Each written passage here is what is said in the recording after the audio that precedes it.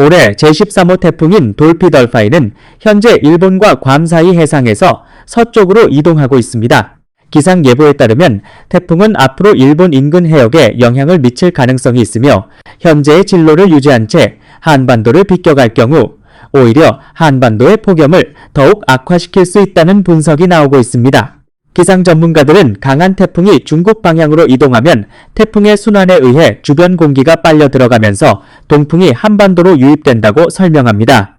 이 동풍이 태백산맥을 넘는 과정에서 맥현상이 발생하면 공기는 더욱 뜨겁고 건조해지며 이미 한반도를 뒤덮고 있는 두 개의 뜨거운 고기압성 열돔에 더해져 사실상 세 번째 열돔을 형성하는 효과를 낼 수 있습니다.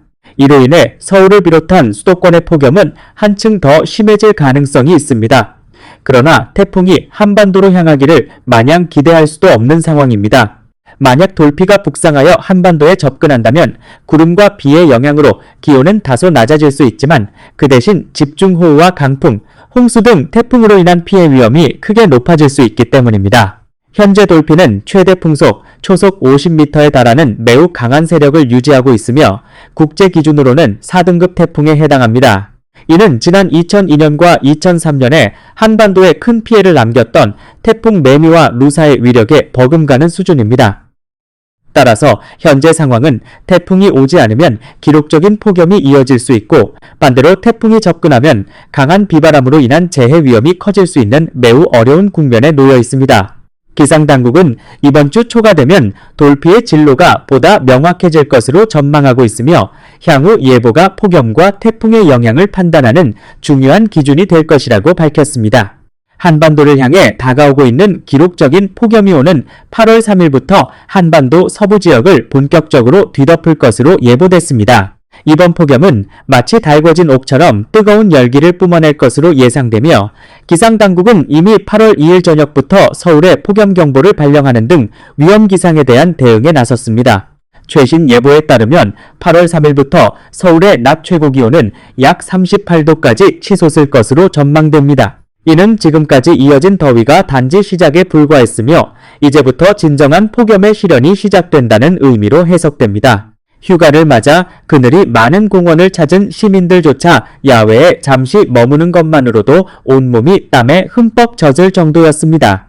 일부 시민들은 높은 곳으로 올라가자마자 숨쉬기조차 힘들 만큼 뜨거운 열기가 몰려왔고 옷은 순식간에 땀으로 흠뻑 젖었다고 말했습니다. 남산에 설치된 열화상 카메라로 서울 도심을 살펴보면 도시 전체가 붉은색으로 물든 것처럼 나타나 폭염의 강도가 얼마나 심각한지를 그대로 보여주고 있습니다. 이날 서울의 낮 최고 기온은 35.9도를 기록했으며 오전 11시에는 서울 서부권에 폭염경보가 공식 발령됐습니다. 특히 해가 진 이후에도 서울은 열기가 좀처럼 식지 않아 밤늦게까지 무더위가 계속되면서 시민들은 체감상 기온이 거의 떨어지지 않았다고 호소했습니다. 이번 폭염의 위력은 실험을 통해서도 확인됐습니다.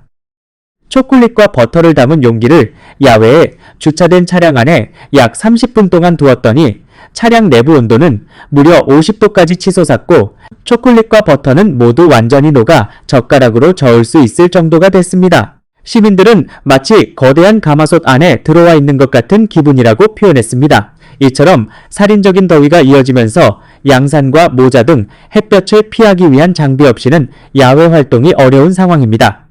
기상 전문가들은 8월 3일부터 더욱 강력한 폭염이 시작될 것으로 전망했습니다. 동풍이 태백산맥을 넘어오는 과정에서 맥현상으로 더욱 뜨겁고 건조한 바람으로 변한 뒤 한반도 서부로 유입되면서 서울과 수도권의 기온을 한층 더 끌어올릴 것으로 예상됩니다. 이에 따라 서울의 낮 최고 기온은 다시 38도 안팎까지 오르며 오늘보다 약 2도가량 더 높아질 전망입니다.